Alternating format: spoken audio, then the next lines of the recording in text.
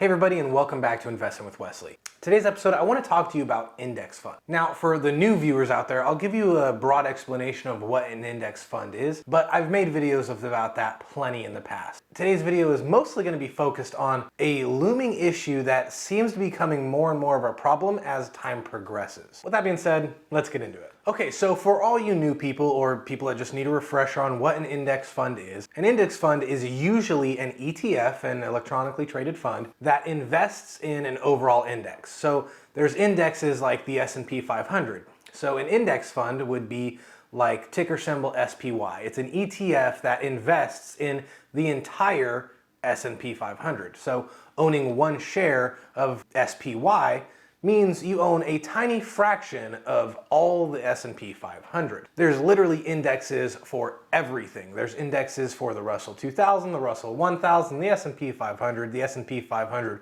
growth sector, the S&P 500 value sector. There's even different index funds in regards to agricultural, livestock, precious metals, gold, and so on. There's literally millions of indexes out there. And like I said, they all do the exact same thing. They are a fund that people can invest in that tracks the index. Now, let's talk about the issues with that kind of system. Whenever you invest in a stock, you as the owner get voting rights on that company's board to vote in which way you think the direction of the company should go, or other important matters that require a vote of all the owners. Now, obviously, your vote isn't going to be extremely influential because you're only going to own usually one or two shares or a couple shares at a time. You're not going to be these billionaire, fund managers owning almost the entire corporation. However, you owning that share gives you the right to vote as you see fit. And that in and of itself lies the problem. People that invest solely in index funds forfeit that voting right because you're buying equity in a company that owns those shares. You're not buying those shares directly. So you may have an index fund of the S&P 500 and in it you own all those 500 companies,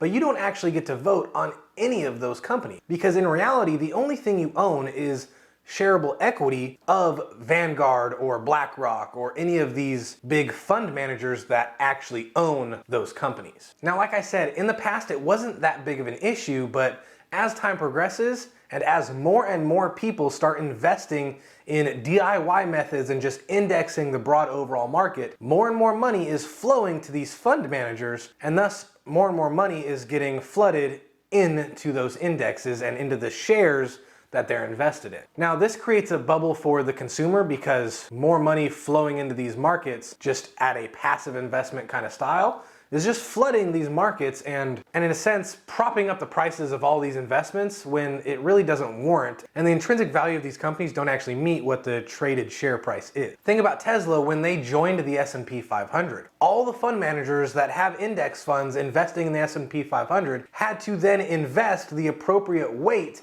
in that fund in Tesla now that they made the S&P 500. All that money from all the fund managers flooding into one company shot its share price through the roof. Now, the market as a whole has a weird way of kind of self-regulating.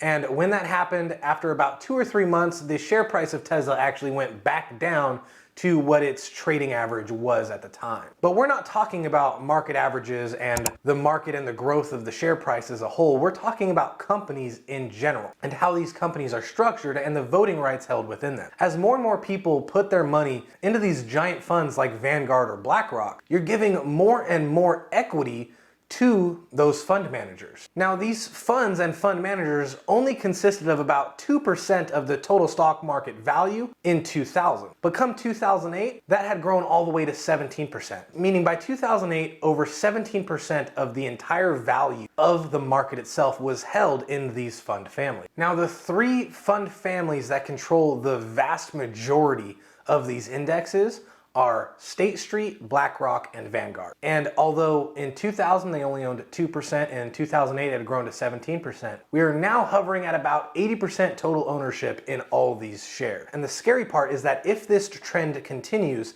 then those fund managers in those three companies will have total control over all the major US corporations. Again, you don't have any voting rights to these shares if you're investing in the index itself. Instead, the fund managers that are managing that index have all the voting rights to all the companies that they're doing. Now, I don't want this to come off as in, and they're acting in crazy, just negative fashion. I don't want to portray that. In fact, this problem was well known from the creator of the very first index fund. His name was John Bogle, and before he passed away, he said that as time progresses, his worry is that index funds will control all the voting power in all the US corporations. The same thing I'm telling you today. And that steps need to be taken in order to put the control back in the hands of the actual investors, not the fund manager. And for the most part, people are all on board. He listed a couple different examples on how that could actually be possible, although nothing has been implemented so far. Now, for those of you that are concerned and thinking, should I pull out of my investments and